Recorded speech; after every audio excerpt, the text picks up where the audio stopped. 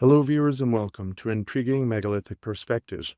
Over the past 6 years, I have published a lot of videos that bring attention and perspectives to the very fast-growing topic, the undeniable human desire for a more accurate understanding of our human origins. We can only speculate as to what happened here on Earth prior to 6,000 years ago, our pre-history. But speculate we must, because the history that we have been taught simply doesn't match what we can see in the impossible ancient stones. So, is there a logical theory? Yes, there is. This theory is called the chronologicals because these 16 key moments actually fit into our known geological timeline, and they make sense. In this video, I will start at 1 and finish at 16, thus presenting a complete overview of all 16 chronologically.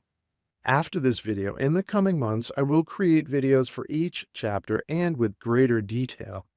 Are you ready for this? Let's get started. 1.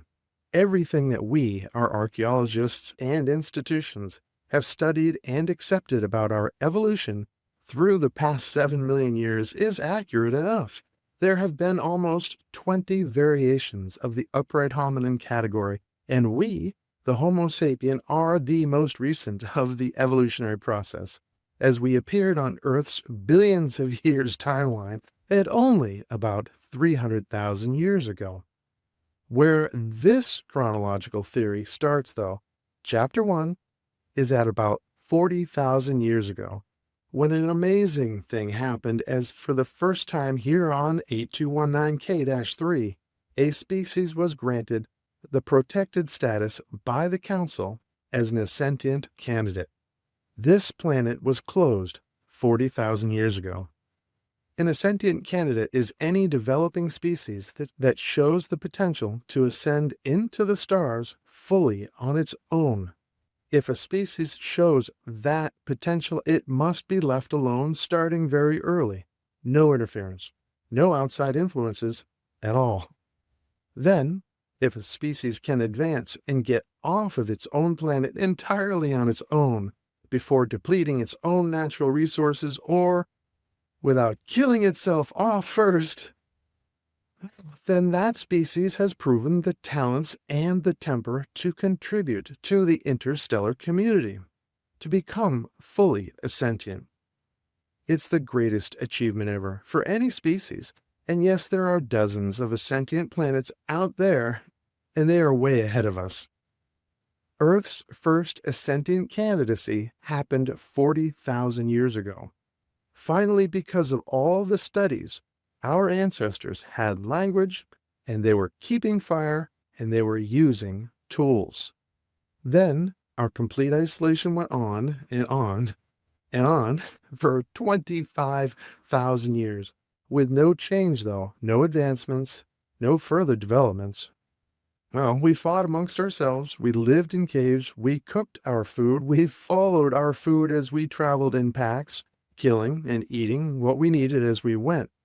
Then, 15,000 years ago, our candidacy was terminated. We were not progressing. We were not advancing. We were perfectly fine with life as it was. 25,000 years. Any progress? Without any change? No. The planet was no longer under a protected status. Anyone could stop in and visit if they so desired. At this point, let's pause and simplify this video right now by understanding that planet 8219K-3 is Earth.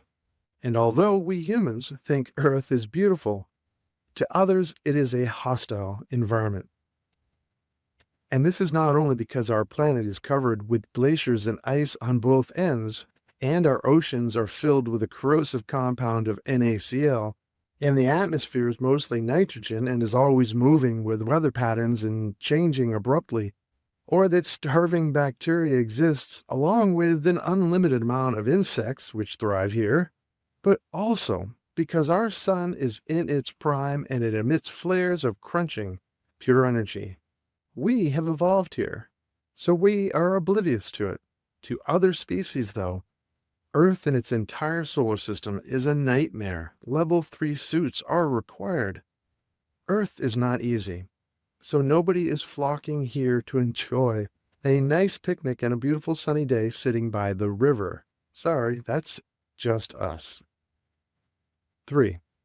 With the planet no longer under a closed status, the Hydra decided to apply for exclusive mining rights. Exclusive because they had mined Earth before, but this time they wanted to go big. For a very long time they had wanted to melt the enormous ice sheets and gain full access to the surface, to the rest of the planet. And now was their chance to invest a fortune to make a greater fortune. Their exclusive application was granted on the stipulation that they only use a heating source that neither destroys atomic structure nor breaks elemental compounds. Not an easy task. Surprisingly, they agreed to this requirement. The contract was signed and the equipment started to make the long voyage to the blue and white planet. The Hydra worked very hard for many cycles, but it didn't take long before their suits started to fail and for their equipment to break down. Only 5 machines were making heat. The other 45 machines were still unassembled in their huge containers right where they had been placed. Also, the rock cutters and autoloaders were breaking down constantly. It was an unsustainable rate of failure. 4. Then the idea came up. Could the humans, the former AC-1s, be trained to do the simplest tasks, thus allowing the Hydras to focus on the assembly of more heaters? According to the former AC-1 studies, they were capable enough. Certainly they seemed to be curious creatures watching from the woods. So it was decided to train them to load and unload the rocks. Easy enough. Maybe even operate the quarrying tools eventually.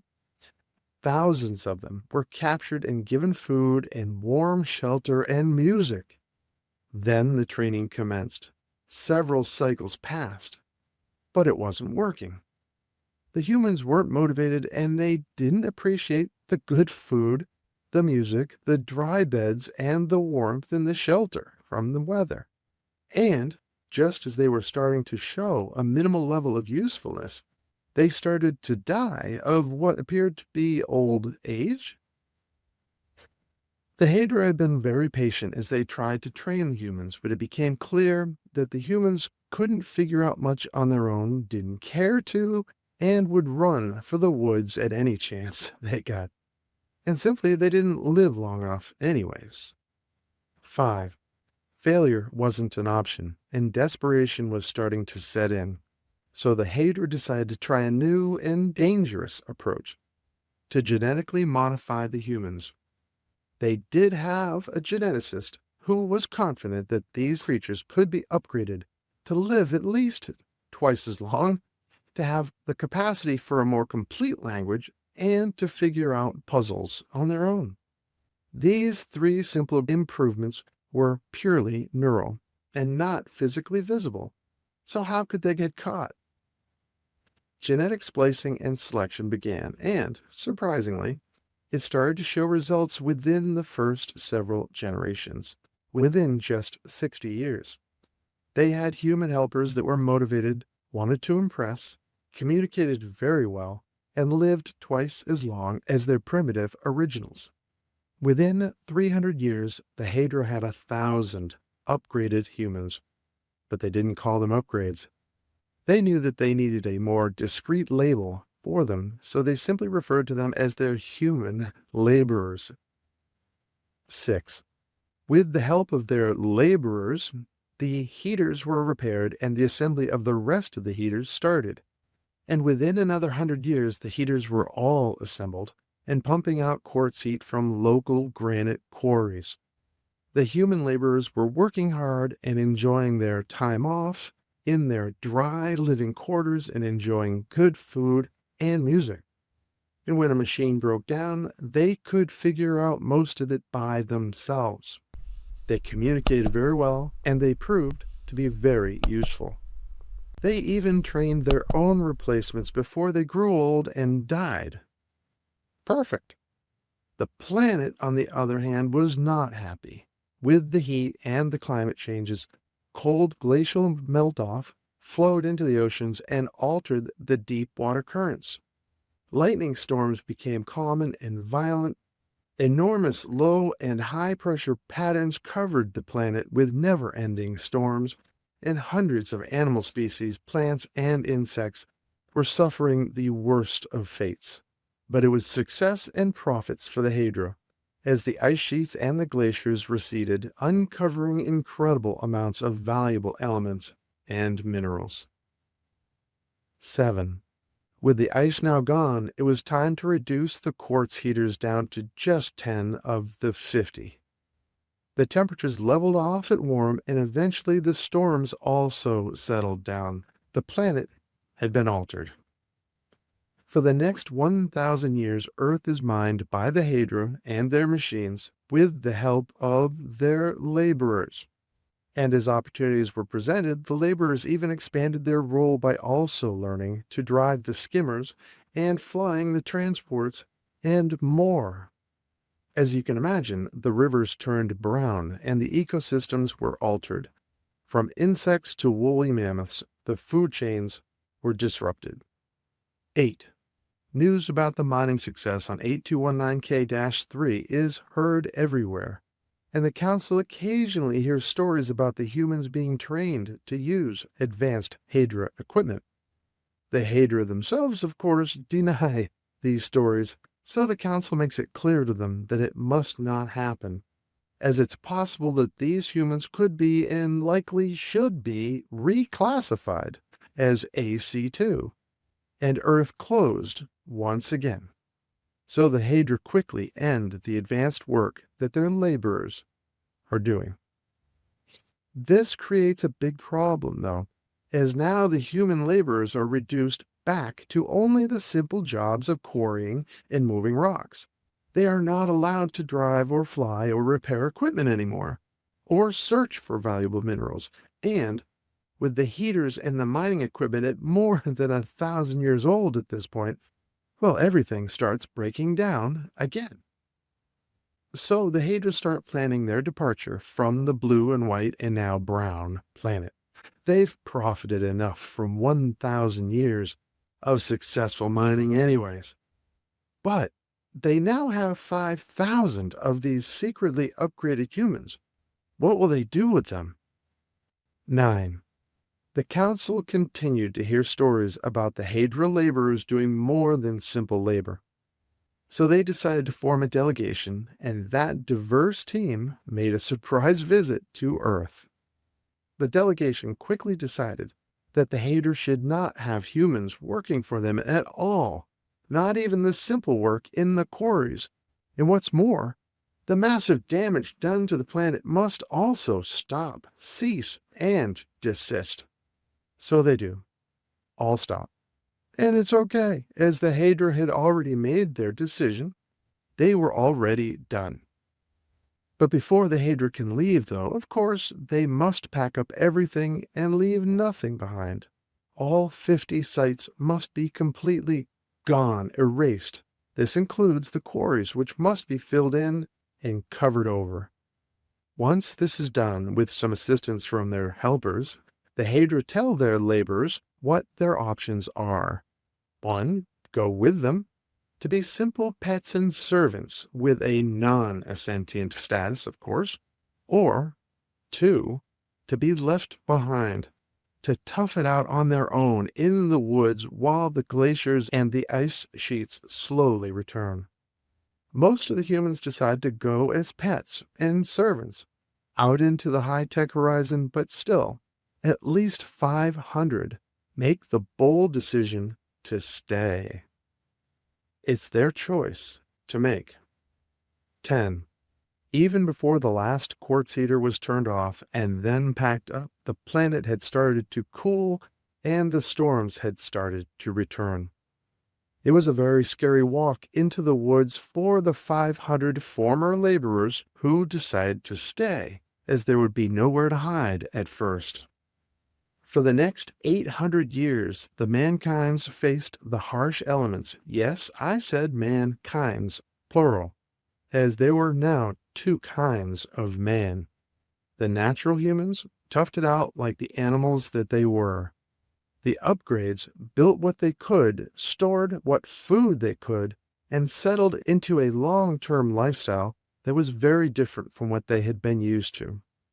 At first, there was coexistence, but then, with the return of the glaciers and the cold, the food chains were disrupted, hunger and fear set in. The basics started to raid the small villages that the upgrades had built.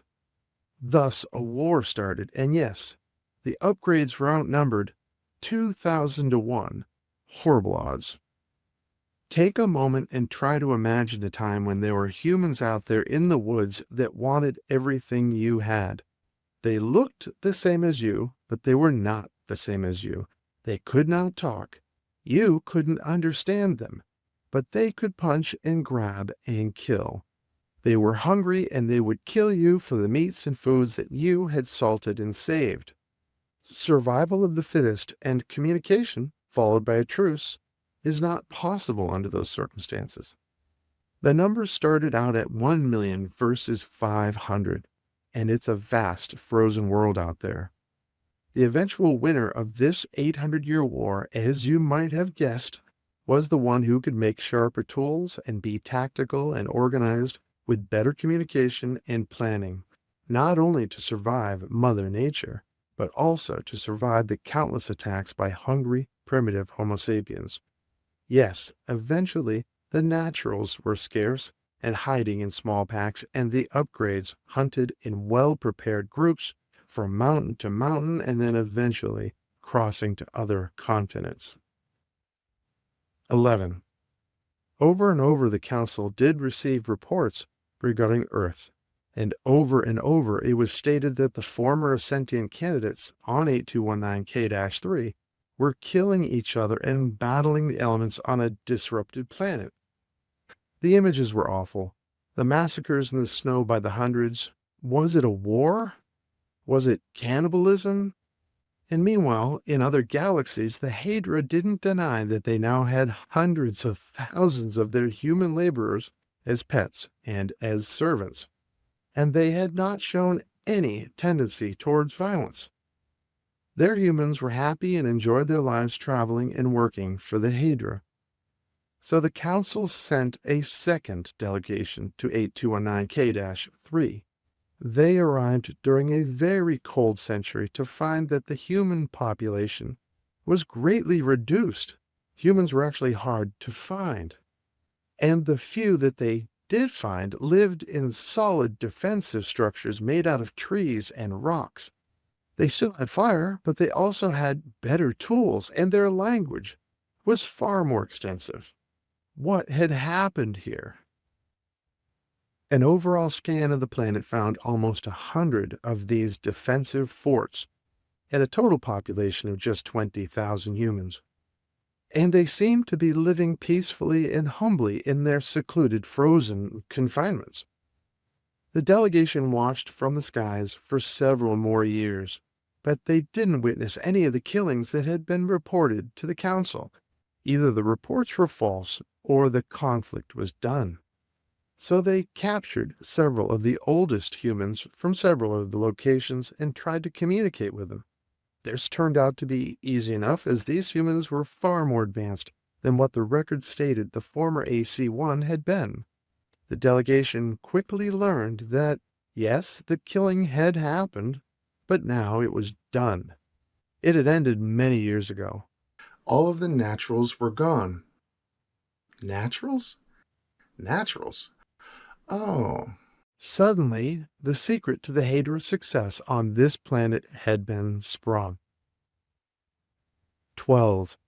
The Hadra were informed that their upgrade secret was now out of the bag. The Hadra were extremely apologetic, but they stayed firm and explained that the humans at the time were not a protected species. And they did what they had to do in order to be profitable. The Council was furious. By a unanimous vote, they canceled all future mining contracts that the Hydra had on other moons and other planets in various galaxies. allowing them only to finish out the work that they had already started currently. This was a huge blow to the Hydra. Meanwhile, the delegation completed their lengthy study on the unstable climate of Earth. They found that the root cause was that the deep water currents were destabilized by a combination of deep water fission into the cracks in the mantle, colliding with the cyclic cold water from rivers during the melting cycles. And now, with the disruption by the Hydra heaters, the planet was unable to rebalance itself. So the temperatures continued to bounce back and forth from the extremes. Essentially hot for about 10 years and then frozen for 50 years. They also found that even after their war, the upgraded human population was still diminishing. The inconsistent climate was taking a huge toll on all the larger mammals and all the food chains. It wasn't just the humans that were dying. All life on the planet would perish eventually if this went on for another 1,000 years or so. The Ascentian Council published a bid request for a solution, but nobody wanted to work on this hostile and dangerous planet.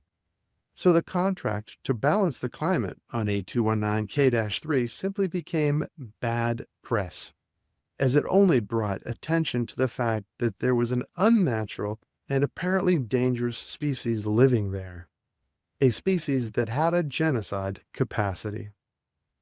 It was at this time that strange symbols were found carved into granite at several locations on 3 of Earth's 5 continents.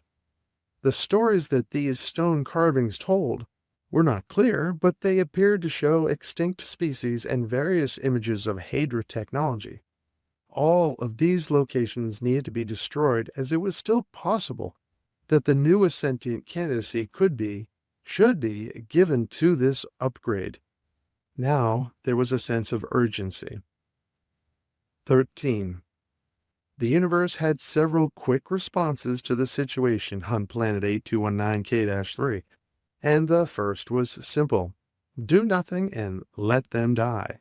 But to do nothing meant that everything would eventually die, as decades of hot and then decades of extreme cold was slowly destroying the flora as well as the fauna. So that wasn't right. The next option would be a focused apocalypse, which had been done before on other planets, as some species right from the beginning were easy to determine as pure locust. But this upgraded species was clearly not pure locust in nature. They had a lot of great qualities, including love, respect, and compassion. And according to the Hydra, whom at this point had hundreds of thousands of them, they were not violent at all, but clearly the ones on Earth weren't placid, hard-working honeybees either, as they had just committed genocide onto their own kind. There were a lot of concerns now, and yes, the first response was to let them die, and the second was to kill them. The next option was to reset them, to reduce them down to just 100 mating pairs, and scatter them around the planet to start over with nothing. No history or awareness of the Ascentians. Thus, the Ascentian candidacy could be given again and the planet closed again to run its due course over the next 25,000 years. Dead planet, or focused apocalypse, or species reset. 3 lousy options. Fortunately, the Council took their time in their decision. And, with time, eventually a sympathetic group started to look at what these humans had already been through. And also, the Hydra started to share the amazing things that their laborers were currently doing. And suddenly, the horribly dangerous, unnatural human became the next cutest and possibly the most capable best friend ever. A majority of Ascentian planets started rooting for them. The tables turned. Eventually, nobody wanted the humans to pay the ultimate price, a price they didn't ask for nor deserve. So a better decision was made. Fix the climate problem, then erase any signs of the Ascentian interference, and then watch the development from a safe distance until it was a better time to assign the next sentient candidacy again. But who was willing to do this difficult repair and lengthy cleanup and surveillance job? 14. Nobody wanted the dangerous and extensive task of fixing 8219K-3. So the council decided to have the Hydra go back and fix what they had broken, and then to watch the humans until their candidacy status as AC2 could be earned. In exchange for this, the council would reinstate the other mining permits that had been canceled or withdrawn previously. The Hydra accepted the assignment under the condition that they could do some minor surface collecting while they were on Earth for that duration. And the council agreed to that, as long as it was absolutely minimal, and as long as they didn't bring any of their laborers back to Earth. And not just now, but ever. This was a tough final contingency, but the Hydra reluctantly agreed, as they really needed to get their contracts back, and they really needed to get past the mistake that they had made almost 3,000 years earlier. So, the Hydra returned to Earth and set to work on fixing the bouncing climate problem. With them, they brought the specialized submersibles that they would need to work at the deepest parts of the ocean, and the huge backhoes and bulldozers that they would use to divert some large rivers. 15. Fixing the climate problem was not an easy task, but it was a huge mechanical task, and that is what the Hydra do best. It took about 100 years to balance the planet's climate, and they managed to land on a much warmer number. The ice ages were over. These next 3,000 years the Hydra watch as the human population begins to grow again, and during this time they are allowed to mine and to collect some valuable minerals. But 3,000 years is almost a full Hydra lifetime. Being assigned to Earth is a boring, horrible life sentence. Regardless, it's their duty, and they file their reports on a centennial basis, and with every report, there's clearly progress in the humans globally. The Hydra are paying their dues for genetically messing with a potential species. 16. Based on all the data about the human progress, a sentient candidacy is once again established on Earth. We are AC2. The planet is closed. All communication ceases and all Hydra equipment is removed. Everything is cleaned up, erased. No mining or visiting is allowed anymore, with the exception of just one place where the final touches on language and culture and engineering will be carefully watched by just one remaining Hydra, and that remaining Hydra will maintain contact with just one of the humans along a bloodline of control and impression. The rest of the planet's settlements will continue onward, unaware of any continuing contact.